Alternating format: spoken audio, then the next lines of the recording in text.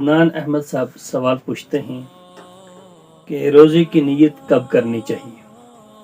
عدنان صاحب، روزے کی نیت آدمی جب رات کو سو جاتا ہے تو اس وقت بھی نیت کر کے اگر سو جائے کہ کل مجھے روزہ رکھنا ہے تو درست کر سکتا ہے، اور اسی طرح صبح سحری کھانے سے پہلے اگر نیت کر رہا ہے کہ میں دن کے روزے کی سحری کھا رہا ہوں تو وہ بھی درست ہے، کوئی حرج نہیں ہے۔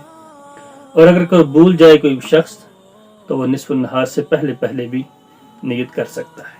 روزہ کس کس پر واجب ہوتا ہے؟ عباس صاحب پوچھتے ہیں جی، روزہ عاقل، بالغ اور مسلمان پر واجب ہو جاتا ہے، تو جو استطاعت رکھتے ہیں ان پر روزہ واجب ہے۔ مسلمان ہونا شرط ہے، عاقل ہونا شرط ہے، پاگل پر روزہ فرض نہیں ہے، نابالغ پر فرض نہیں ہے، اسی طرح غیر مسلم پر فرض نہیں ہے۔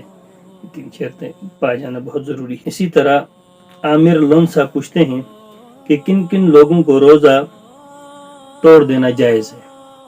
جی دیکھیے، اگر کوئی روزہ دار ہے اور روزے کی حالت میں وہ بیمار ہو گیا اور اتنا بیمار ہو گیا کہ اس کو جان کا خطرہ ہے یا بیماری کے بڑھ جانے کا خوف ہے تو یہ شخص روزہ توڑ سکتا ہے۔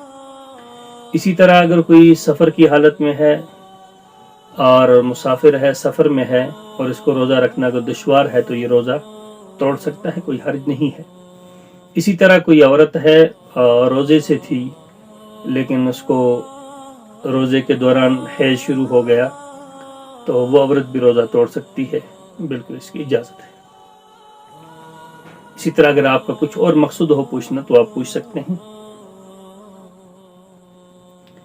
اسی طرح طالبۃ الاسلام پوچھتی ہیں کہ جب عورت حیض کی حالت میں ہو تو کیا وہ گھر والوں کے لیے افطاری و سحری بنا سکتی ہے؟ جی ہاں، بالکل۔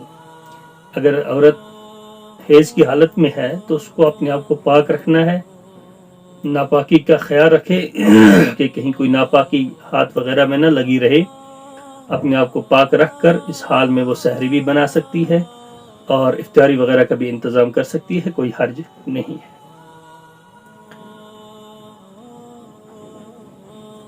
اسی طرح گلشن اختر پوچھتی ہیں کہ عورت اگر کھانا بناتے وقت بھول کر کچھ کھا پی لے تو اس کا کیا حکم ہے؟ جی، اگر کھانا بناتے بھولے سے اگر کچھ کھا لیا اسے روزہ نہیں ٹوٹتا ہے، روزے میں کوئی حرج نہیں ہے، وہ اپنا روزہ مکمل کر لے۔ دوسرا سوال طالبۃ الاسلام پوچھتی ہیں کہ عورت اگر عذر میں ہو تو کیا وہ روزہ رکھ سکتی ہے، اور جس کا عذر ختم نہ ہو تو اس کا کیا حکم ہے؟ جی، عذر سے مراد ہیں وہ عورتیں جن کو حیض یا نفاس آتا ہو۔ عورتوں کو جو ہر مہینے کے اندر خون آتا ہے اس کو حیض کہتے ہیں، اور اسی طرح بچہ پیدا ہونے کے بعد جو خون آتا ہے اس کو نفاس کہتے ہیں۔ ان دو خونوں کے اندر عورت کو روزہ معاف ہے اور نماز بھی معاف ہے۔ یہ عورت ان ایام کے اندر چاہے حیض کی حالت میں ہو چاہے نفاس کی حالت میں ہو، یعنی ماہواری کا خون ہو یا بچے پیدا ہونے کے بعد کا خون ہو، اس عورت کو روزہ معاف ہے۔ روزے کی تو بعد میں بھی قضا نہیں ہے، البتہ نہیں، روزوں کی تو قضا ہے اس کو، جب رمضان وغیرہ ختم ہو جائے گا تو بعد میں قضا کر لے گی، لیکن نمازیں بھی اس کو معاف ہیں، نمازوں کی بعد میں قضا بھی نہیں کرنی۔